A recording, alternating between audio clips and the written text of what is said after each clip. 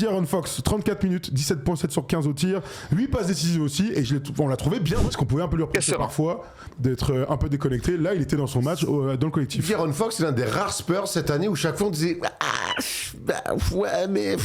Alors qu'il est All-Star, c'est ça qui est fou. Alors que c'est censé être lui, le numéro 2, le second qui est arrivé, en tout cas, qui a le statut et le salaire d'un numéro 2. Bon, alors après, il se retrouve avec une classe de jeunes joueurs qui sont très forts. Et bon, finalement, c'est pas très grave dans la hiérarchie des Spurs, parce que de toute façon, tout se passe derrière victoire. Donc bon.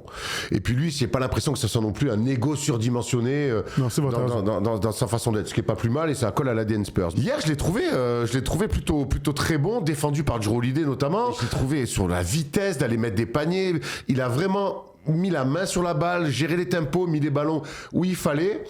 Non, je l'ai trouvé bon, je l'ai trouvé plutôt très rassurant aussi, parce que je reste persuadé que les Spurs qui découvrent, cette génération en tout cas de Spurs qui découvrent les playoffs, vont avoir besoin d'un minimum d'expérience. Et hier, De'Aaron Fox a joué son rôle, au-delà d'être scoreur, passeur et tout, il a été bon dans son rôle de mec un peu plus ancien.